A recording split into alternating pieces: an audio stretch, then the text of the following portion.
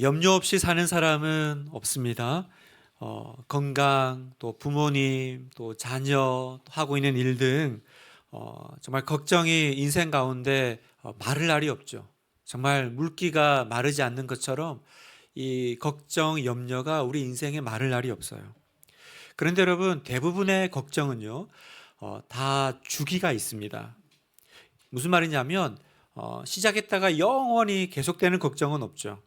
예를 들어서 사춘기 자녀에 대한 걱정은 우리 아이가 사춘기 끝나면 그 걱정은 끝납니다. 병에 대한 걱정은 병 잘 치료받고 완쾌되면 그 병에 대한 걱정은 끝나죠. 그런데요, 상황과 상관없이 일평생 지속되는 걱정이 있습니다. 얘는 주기가 없어요. 계속 되는 거예요. 이 걱정이 바로 돈 걱정입니다. 돈 걱정이에요. 누가 한번 돈 걱정 없이 좀 살아보고 싶다라고 했더니 듣고 있던 친구가 따뜻하게 말했다고 해요. 돈은 잘 있으니까 걱정하지 말고 너나 잘해라, 그렇게 위로해 줬다는 말이 있어요. 그런데 실제로는 그렇게 안 되죠. 돈 걱정 아무리 안 하고 싶어도 걱정하게 됩니다. 그러니까 돈 걱정은요, 정말 태어나서 죽을 때까지 하는 걱정인 것 같아요. 그렇죠? 돈이 있으면 웃고 돈이 없으면 울죠. 아이라고 돈 걱정이 없습니까? 정말 이렇게 남녀노소, 또 빈부귀천, 부자라고 돈 걱정이 없나요? 정말 모두의 인생의 인간의 희노애락을 쥐고 흔드는 것이 바로 이 돈이라는 겁니다. 그래서 놀랍게도 오늘 말씀을 보면 하나님의 자리를 위협하는 그 존재를 오늘 말씀은 마귀라고 하지 않고 돈이라고 하십니다. 24절에 보니까 너희가 하나님과 재물을 겸하여 섬기지 못하느니라. 돈을 하나님의 자리를 위협하는 강력한 라이벌로 지금 설정하고 있죠. 돈이 섬김의 대상이 될 수 있다라는 거예요. 하나님과 재물을 겸하여 섬기지 못한다라는 말씀 가운데는 돈이 섬김의 대상이 된다라는 거예요. 여러분, 이게 비단 교회 밖에만의 문제가 아닙니다. 오늘 우리가 하나님을 믿는다고 하고 신앙생활하는 우리들 안에도 이건 동일해요. 여러분, 솔직하게 하나님 왜 믿습니까? 하나님, 제가 믿어드렸으니까 돈 문제 해결해 주세요. 하나님, 제가 헌금했으니까, 주일 지켰으니까, 하나님 기도했으니까 이 재정의 문제 좀 해결해 주세요. 우리 이렇게 기도하지 않아요? 그러나 여러분, 이 기도는 굉장히 위험한 기도죠. 왜요? 하나님과 딜하는 기도니까. 재물을 하나님보다 높이 두고 이 재물이 나의 섬김의 대상, 이걸 뭐라고 불러요? 우상이라고 불러요.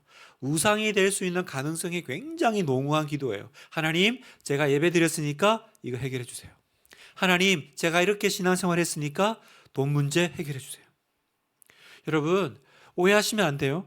하나님은 우리가 먹고 사는 거 전혀 관심이 없다? 성경은 그렇게 얘기하지 않아요?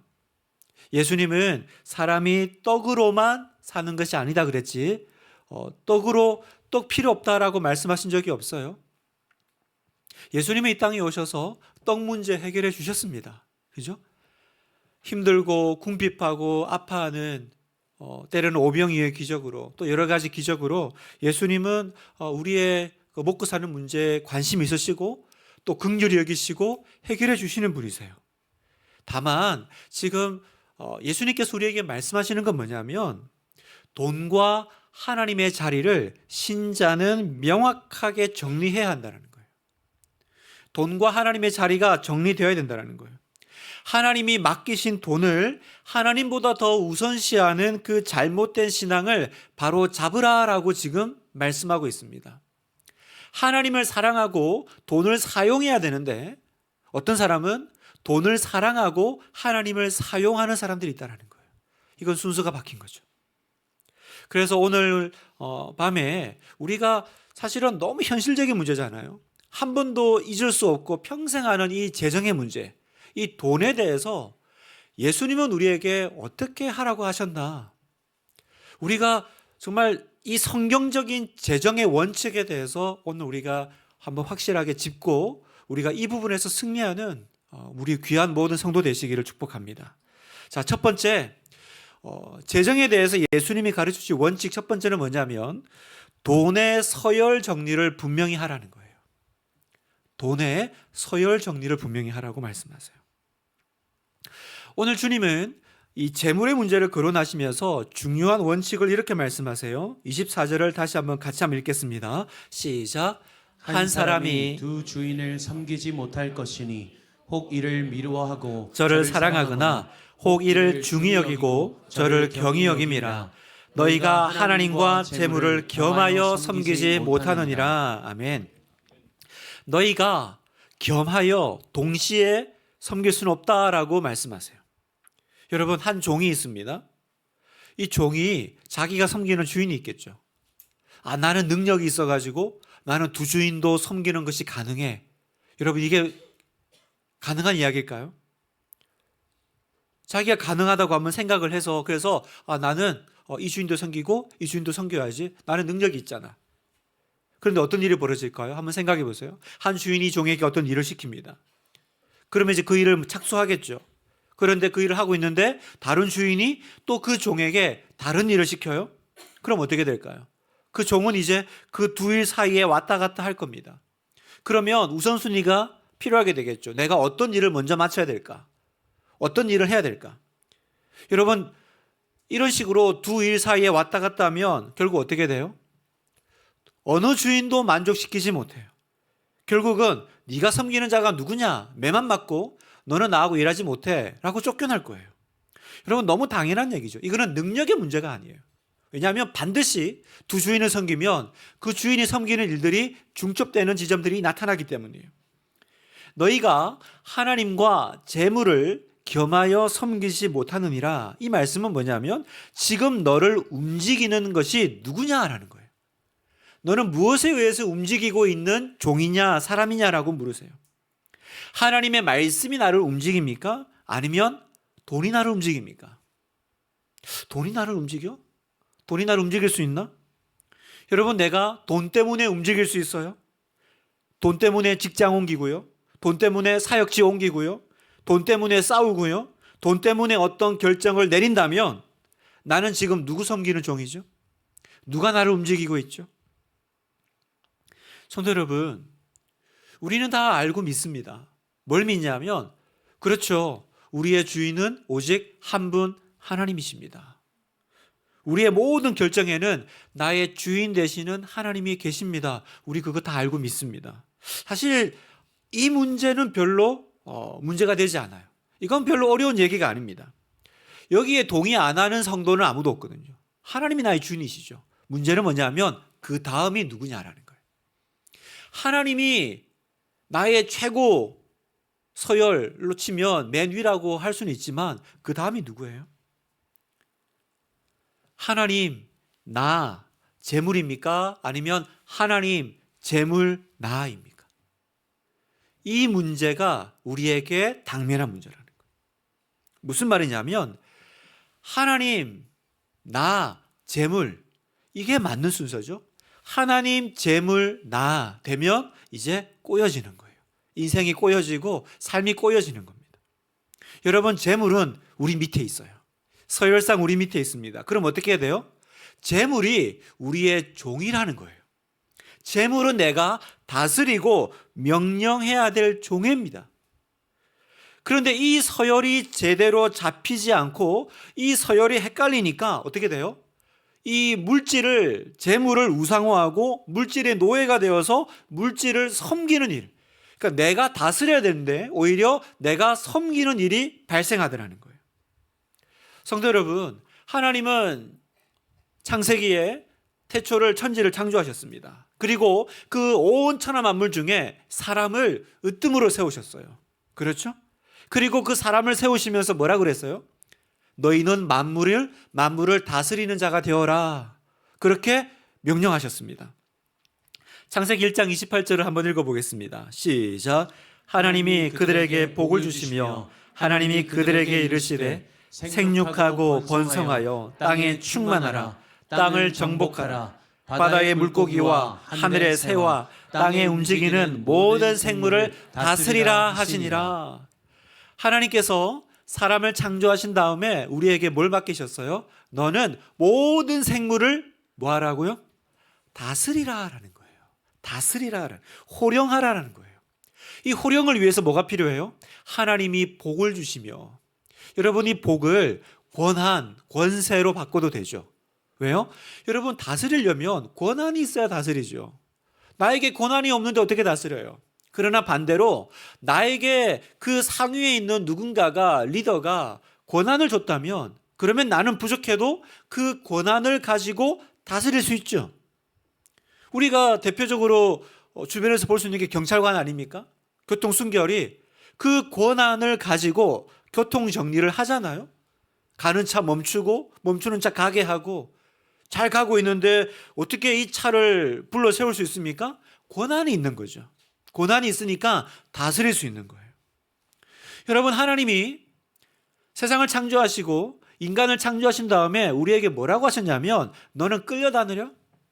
너는 거기에 종속되어라가 아니라 다스리라 하셨어요. 뭘 다스리라고요? 모든 생물을. 그러면 여러분, 창세기에 에덴 동산이니까 뭐 짐승들, 뭐 식물들 이런 거겠지만, 오늘 이 시대라 그러면 뭘까요? 여러분, 이 다스려야 될 대상 가운데 돈과 재물이 들어갈까요? 안 들어갈까요? 당연히 들어가죠. 모든 것을 다스리라고 했으니까. 그러니 여러분, 돈, 재물은 여러분이 다스려야 될 대상이라는 겁니다. 우리는 재물을 종으로 다루고 호령하고 발 아래 둬야지, 재물이 우리를 다스리면 안 돼요. 재물 때문에 염려하고 근심하는 건 재물이 우리를 다스리는 거예요. 재물이 우리의 주인 노릇을 하고 있다라는 거예요. 요즘 보면 그 TV에 그 강아지 그 애견 관련된 프로그램이 많죠. 제가 그 프로그램을 보면서 개를 키우지는 않지만 제가 하나 이렇게 깨달은 게 있어요. 아, 개라는 짐승은 서열이 굉장히 분명한 짐승이구나. 제가 이걸 봐요.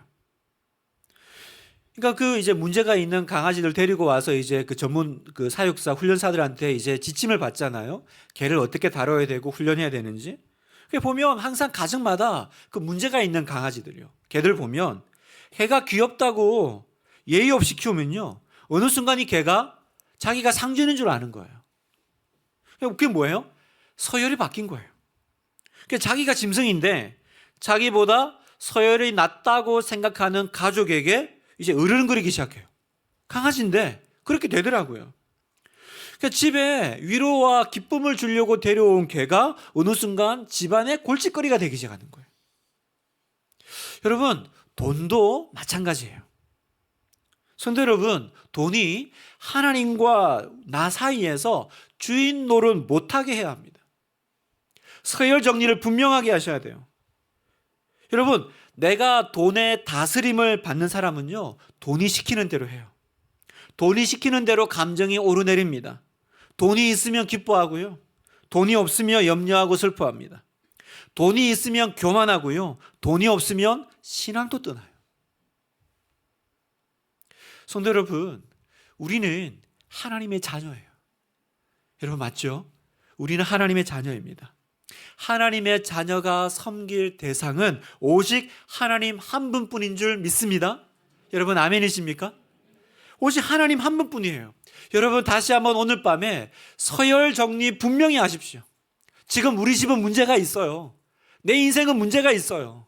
지금 어느 순간 내가 위로받고 내가 다스려야 될 강아지가 이 서열이 바뀌어가지고 우리 아들을 물고요, 내 손을 물고요, 사람을 자기 아래로 보기 시작하면서 문제가 생기는 것처럼 어느 순간 내 인생에 나도 모르게 돈이 내 주인 노릇을 하기 시작했다는 거예요.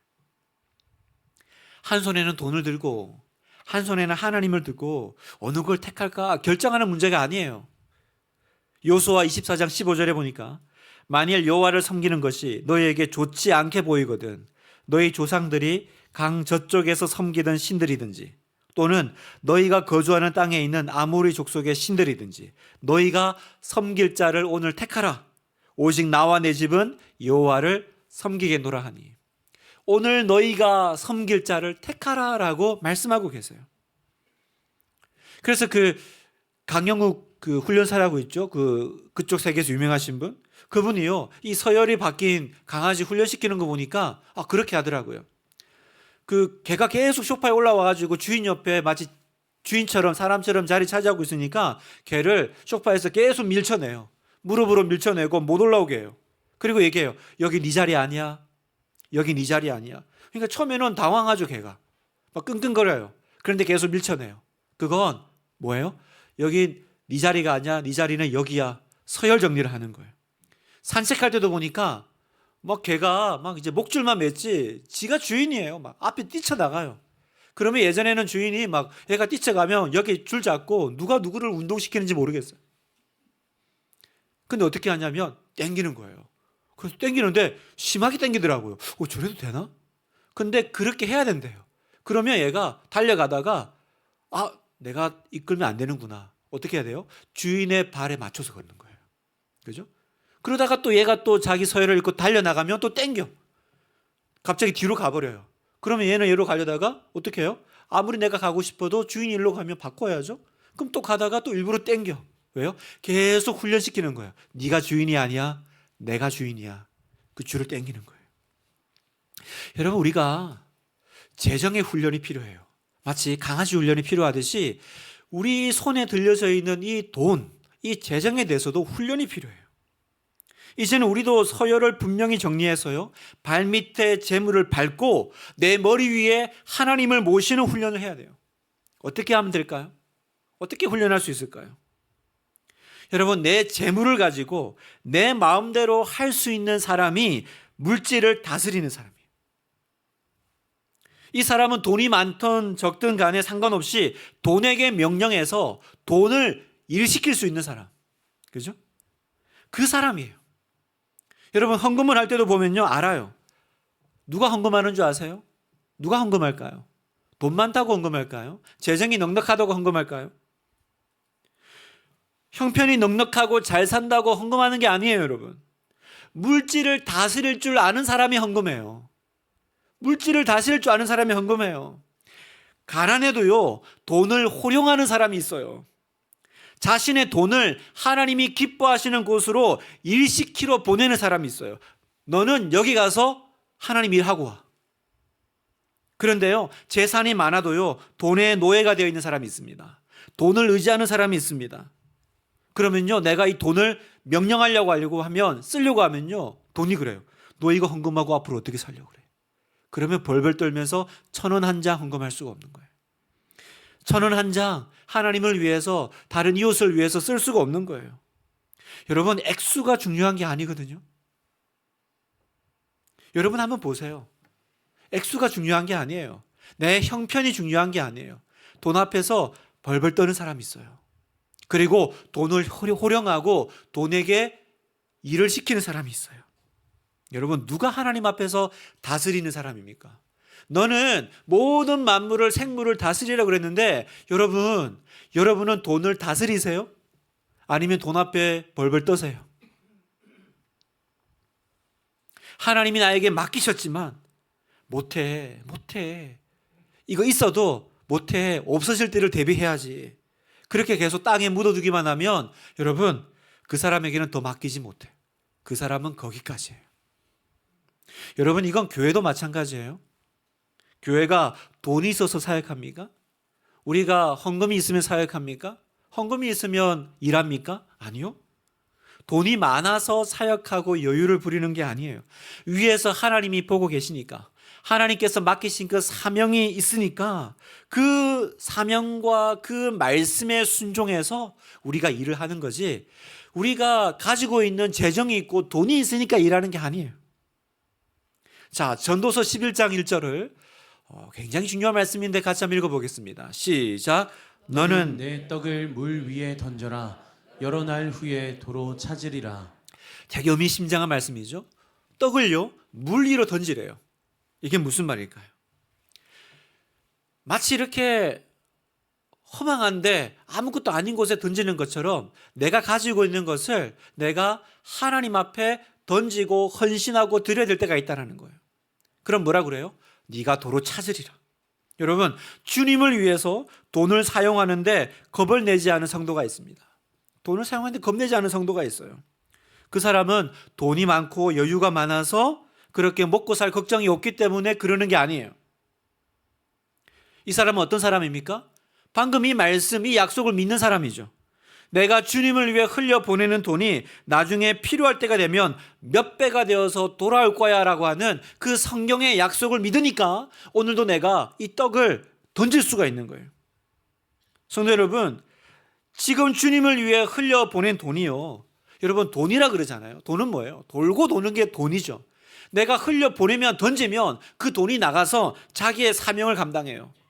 그리고 성경의 약속은 뭐예요? 돌아올 거라는 거예요. 근데 돌아올 때는 어떻게 돌아와요? 몇 배가 되어서 내게 돌아올 거다라고 성경은 지금 약속하고 있다는 거예요. 여러분 믿으십니까? 여러분, 이 하나님의 약속을 믿는 사람은 담대함이 생겨요. 잠언 19장 17절도 볼까요? 같이 한번 읽겠습니다. 시작. 가난한 자를 불쌍히 여기는 것은 여호와께 구워드리는 것이니 그의 선행을 그에게 갚아 주시리라. 아멘. 여러분, 하나님께 돈 빌려줘 보셨어요? 성경은 얘기합니다. 여호와께 구워드리는 것이니. 여러분, 하나님께 돈 빌려드리면 그 금리가 얼마카요? 요즘 금리 비싸잖아요. 근데 진짜 하나님 앞에 돈을 맡기면 정말 이거야말로 세상에도 조금 금리 세게 주면 돈을 못 맡겨서 안달인데, 여러분 성경에 보니까 하나님께 돈 맡기는 일이 돼요. 여러분, 날마다 예수님 만나고 계시죠? 예수님 어떻게 만나고 있습니까? 예수님 어디 계세요? 지난주 우리가 설명했어요. 예수님은 낮은 자리에 계세요. 예수님은 가난한 사람의 얼굴로 계세요. 그러면 어떻게 내가 예수님을 만나고 어떻게 하나님께 구워드릴까요? 그렇죠. 이웃을 돕는 것이 하나님께 돈 빌려드리는 거예요. 여러분 믿으십니까? 내가 가난한 이웃을 돕는 거, 내가 나의 돈을 필요로 하는, 재정이 필요한 곳에 내가 흘려보내는 거, 그게 바로 하나님께 구워드리는 거예요. 그렇게 하나님께 빌려드리면 뭐라고 약속하세요? 내 반드시 갚으마. 내 반드시 갚으마. 믿음이 있는 자만이요, 물질의 종이 되지 않을 수 있습니다. 하나님의 약속을 믿는 사람만이 물질을 다스리는 거예요. 여러분은 물질을 다스리는 복된 주의 종 되기를 바랍니다. 그런 주의 종 되기를 바라요. 두 번째, 먹고 사는 것 하나님이 돌보심을 믿어야 합니다. 먹고 사는 문제 하나님 돌보십니다. 여러분, 이건 진리예요. 우리는 하나님의 자녀라는 사실을 잊지 맙시다. 여러분, 물건이라면 사용하다가 용도 다 되면 버리고 새 것으로 바꾸고 그렇게 해요. 그러나 여러분, 자녀는 그렇게 하는 게 아니죠. 하나님이 자존심을 걸고 지켜주시고 배고플 때 먹이시고 헐벗을 때 입히셔요. 시편 23편 3절, 내 영혼을 소생시키시고 자기 이름을 위하여 의의 길로 인도하시는도다. 하나님이 자기 이름을 거신대요. 하나님의 이름을 걸고 우리를 인도해 주시겠다고 약속하셨어요. 그러니 사랑하는 성도 여러분, 돈이 없다고 너무 걱정이 되거든. 돈이 또 자기 위치를 모르고 자기 서열을 넘어서 나의 마음을 힘들게 할 때 여러분 기억하세요. 아, 맞아. 나는 하나님의 자녀였지. 나는 하나님의 자녀잖아. 하나님이 날 돌보시지. 이 사실을 기억하고 믿으시기를 축복합니다. 오늘 마태복음 6장 31절이요. 그러므로 염려하여 이르기를 무엇을 먹을까? 무엇을 마실까? 무엇을 입을까? 하지 말라. 이는 다 이방인들이 구하는 것이라. 너희 하늘 아버지께서 이 모든 것이 너희에게 있어야 할 줄을 아시느니라. 여러분, 종도 주인이 모든 걸 책임지는데 하물며 너희는 하나님의 자녀가 아니냐라고 물으시는 거예요. 하나님이 책임지시는 자녀가 재물의 지배를 받아서 거기에 압박을 받으며 염려하지 말라라고 누구 말씀이에요? 우리 예수님 말씀이잖아요. 그래서 예수님이 우리가 이 세상에 사는 동안 먹는 거, 입는 거, 그거 압박으로 염려하지 않아도 된다는 걸 가르쳐 주시기 위해서 공중의 새와 들의 백합화 얘기를 하시는 거죠. 26절, 공중의 새를 보라. 심지도 않고 거두지도 않고 창고에 모아 들이지도 아니하되 너희 하늘 아버지께서 기르시나니 너희는 이것들보다 귀하지 아니하냐. 자, 공중의 새를 보라라고 했어요. 보라. 이 보라가 무슨 말이냐면 조사해봐라라는 뜻이에요. 그냥 한번 봐 이게 아니라 생각을 해보고 조사해보라는 거예요. 왜 하나님은 갑자기 새와 또 꽃을 보라 그럴까요? 지금 새와 꽃 얘기가 아니에요, 여러분. 누가복음 12장 6절에 참새 5마리가 두 아사리온에 팔리는 것이 아니냐. 그러나 하나님 앞에는 그 하나도 잊어버리시는 바 되지 아니하느니라. 너희에게는 심지어 머리털까지도 다 세신 바 되었나니 두려워하지 말라. 너희는 많은 참새보다 더 귀하니라. 두려워하지 말라. 새 이야기가 아니에요. 꽃 얘기가 아니에요. 새도 꽃도 돌보시는데 너희는 더 귀하지 않냐? 너희가 누구냐라는 거예요. 그러니 여러분, 이 얘기를 우리식으로 하면 새가 날아가면서 여러분에게 얘기하고 있는 거예요. 너는 좋겠다. 너는 좋겠다라고 부러워하고 있는 거죠. 너는 하나님의 자녀잖아. 하나님이 오늘 나도 먹이시는데 나를 이 새도 먹이시는데 나도 먹이는데 너하고 나를 지금 비교하니? 야, 너는 하나님이 자녀인데 얼마나 좋으니? 무슨 걱정이 있니? 새가 우리를 보고 부러워하면서 그 얘기한다는 그 얘기죠. 율동공원을 지나는데 들의 꽃이 여러분을 향해서 그렇게 말한다는 거잖아요. 너는 좋겠다. 하나님이 나 같은 꽃도 돌보시는데 너는 얼마나 돌보시겠니? 부럽다. 부러워. 지금 이 얘기 아니에요, 여러분? 성도 여러분, 온 천지가 다 알고 부러워하는데 정작 당사자인 여러분만 몰라서 염려하고 울고 있는 거예요. 온 우주 만물이 부러워하고 있는 여러분인데 막상 나는 세상 제일 불쌍한 사람처럼 울고 다니고 있죠. 여러분, 지금까지 걸어온 인생길을 한번 돌아보십시오. 여러분 인생이 어떻게 여기까지 오시게 됐어요? 돌아보면 정말 어려운 순간들이 있었잖아요. 절대로 못 넘을 것 같았던 산들 다 넘어서 여기까지 왔습니다. 그때도 힘들었죠. 그런데 어떻게 여기까지 왔어요? 하나님이 넘어가게 하셨잖아요. 하나님이 돌봐주셨잖아요. 그렇게 지옥 같았던 시간들도, 그렇게 끝나지 않을 것 같은 코로나도 다 뚫고, 그때는 와 어떡하지? 이거 어떡하지? 그랬던 시간들 생각해 보면 그때 그렇게 죽을 것 같았지만 지금 여러분 여기 앉아 있잖아요. 하나님이 지켜주시고 돌보셔서 우리는 다 이 자리에 있습니다. 왜요? 새도 꽃도 하나님이 돌보시는데 왜 하나님이 우리를 놓치겠어요? 왜 하나님이 우리를 돌보지 않으시겠어요? 가수 윤도현 씨가 있죠. 그 YB 밴드라고 그러잖아요. 그 윤도현 밴드가 올해 30년이 됐대요. 30주년이래요. 그래서 30주년 콘서트를 하는데 그 인터뷰하는 사람이 물어요. 야, 어떻게 30년을 혼자 솔로도 아니고 그렇게 밴드로, 그리고 음악하는 사람들이 오죽도 개성이 강합니까? 어떻게 이렇게 30년을 남자들이 그렇게 유지했습니까? 안 싸웠어요? 그랬더니 윤도현 씨가 그러더라고요. 왜 안 싸웠어요? 우리가 중간에 그 해체도 한번 했다 그러더라고요. 그 윤도현 밴드가. 근데 어떻게 이렇게 30년을 함께 할 수 있었습니까? 라고 하니까 윤도현 씨가 그러더라고요. 음악에 대한 열정이 식지 않아서. 음악에 대한 열정이 식지 않아서 함께 했다라는 거예요. 그래서 그 얘기를 들으면서 교회 공동체도 그렇겠다라는 생각이 들어요.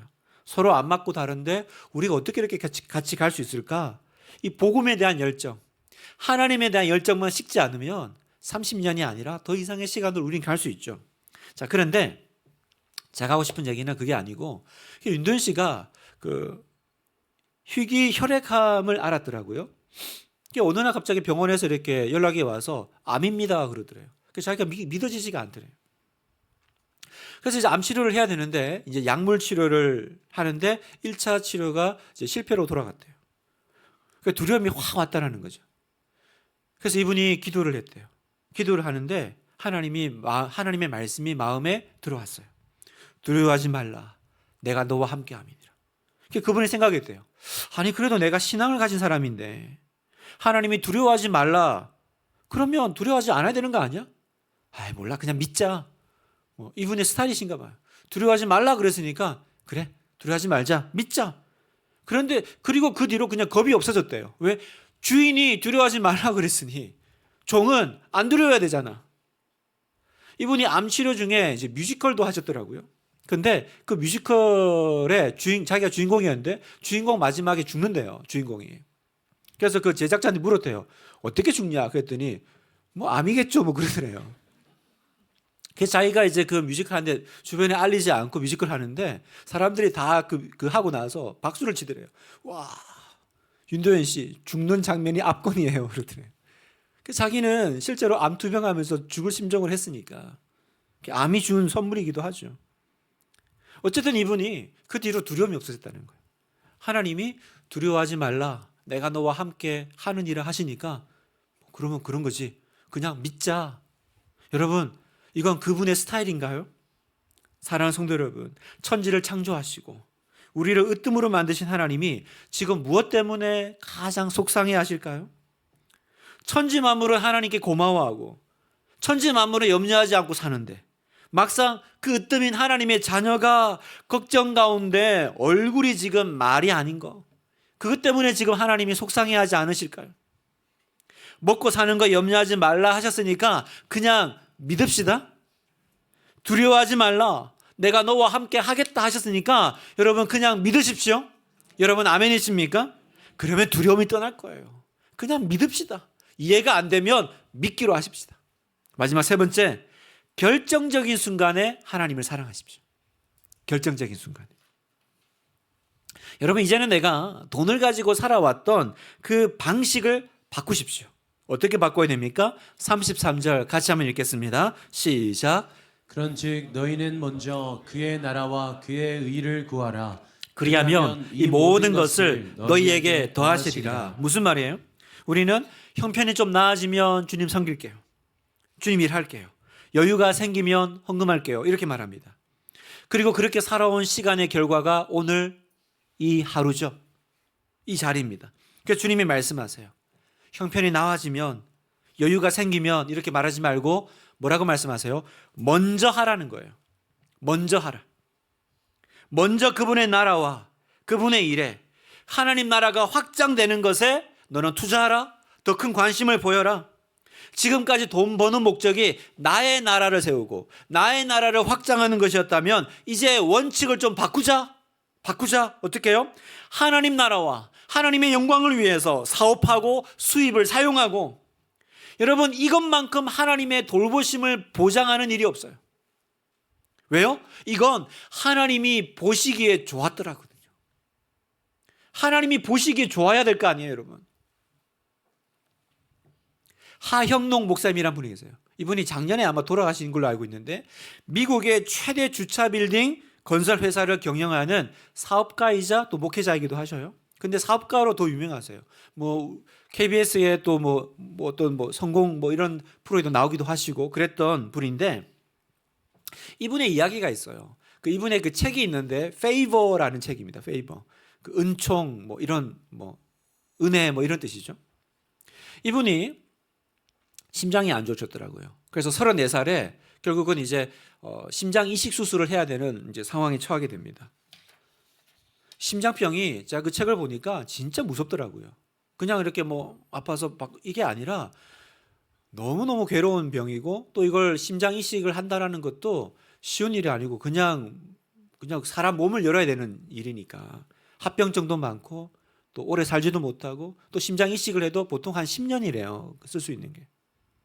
그래서 이분이 이제 자기에게 맞는 또 심장을 구해야 되는데 안 구해지는 거예요. 그래서 이렇게 기다리고 죽어가고 있는데 드디어 기다리는 심장이 나타났습니다. 그런데 일이 생겼어요.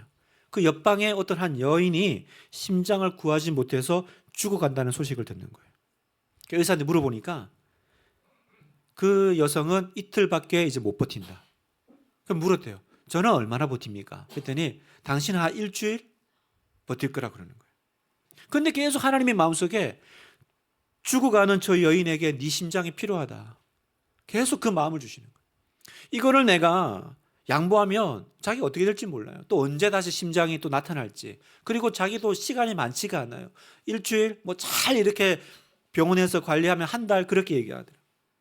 그런데 이 하영록 목사님이 그 여성에게 자신의 심장을 먼저 양보합니다. 그리고 자기가 나중에 하겠다 그래요. 그리고는 이제 의식불명에 빠지죠.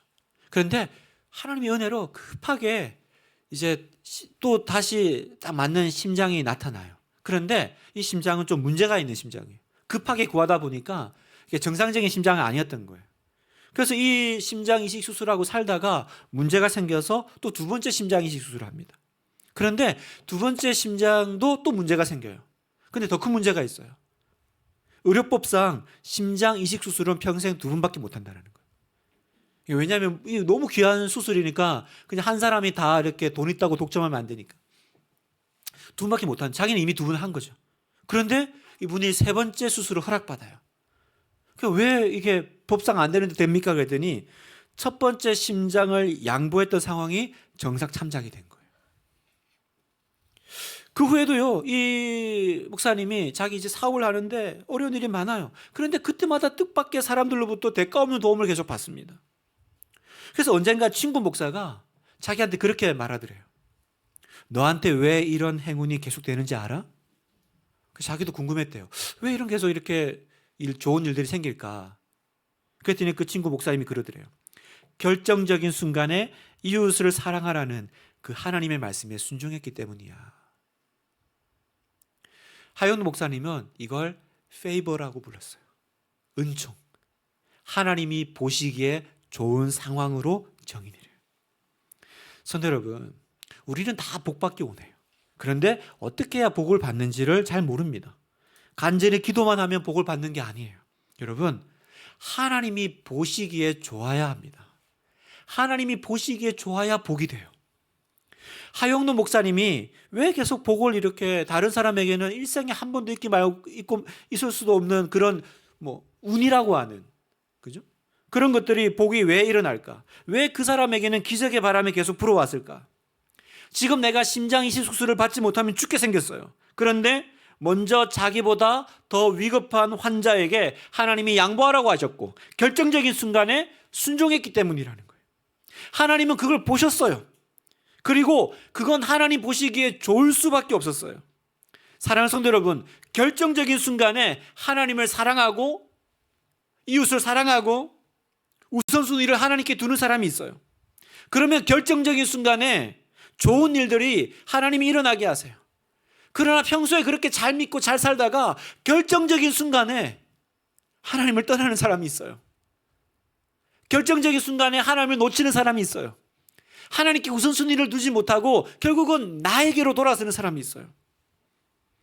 여러분, 성경에 하나님이 보시기에 좋았던 사람, 그 사람들이 복받는 사람들입니다.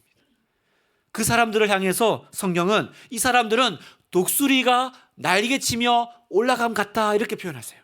이사야 40장 31절 같이 한번 읽겠습니다. 시작. 오직 여호와를 앙망하는 자는 새 힘을 얻으리니 독수리가 날개치며 올라감 같을 것이요 다른 박질하여도 곤비하지 아니하겠고 걸어가도 피곤하지 아니하리로다. 아멘. 새 힘을 얻으리니 어떻게 해요? 독수리가 날개쳐 올라간대요. 여러분, 이 표현은요, 원래 뜻은 이게 독수리가 날개치며 올라간다, 이게 이제 우리가 이해하기 쉽게 이렇게 표현한 거지만 원래 표현은 뭐냐면, 뜻은 뭐냐면 하나님의 선택을 받은 사람들, 다시 말해서 하나님의 눈에 보시기에 좋은 희생을 한 사람들은 자기 힘으로 날아오르지 않는다라는 뜻이라는 거예요. 이 사람들은요, 상승 바람을 맞아서 하나님의 도우심을 받아. 어떤 도우심이요? 하나님의 페이버의 도우심, 하나님의 은총의 상승 바람을 탄다라는 거예요. 새 힘을 받아. 그래서 단번에 삶의 장애물을 뛰어넘는 일이 생긴다는 거죠. 그러니까 걸어가도 피곤하지 않고 뛰어가도 주저하지 않죠. 그래서 이 하영은 목사님은 자기 그 건축회사의 사훈을 우리는 이웃을 위해 존재한다로 바꿨대요. 그렇게 아름답게 사업가로서 하나님의 그 페이버의 바람을 타고 사업을 하신 거예요. 오늘 말씀을 마무리하면서요, 사랑하는 성도 여러분, 먼저 하나님 나라를 구하십시다. 먼저 그의 의를 구하세요. 먼저 하세요. 그리고 여러분, 결정적인 순간에 실패하지 마세요. 결정적인 순간에 하나님을 선택하십시오. 결정적인 순간에 하나님을 사랑하시고 먼저 주의 나라와 그 의를 위해서 여러분의 재정을 사용하십시오. 재정을 섬기지 말고 돈을 활용하십시오. 재정과 삶의 우선순위를 하나님께 두면 그 사람은 어떤 사람이요? 하나님 보시기에 좋은 사람. 올해 우리 안에 꿈이 생겼어요. 올해 나는 하나님 보시기에 좋았더라가 된다. 나는 하나님 보시기에 좋았더라가 되겠어. 그 하나님의 은총이 여러분에게 있기를 주님의 이름으로 축복합니다.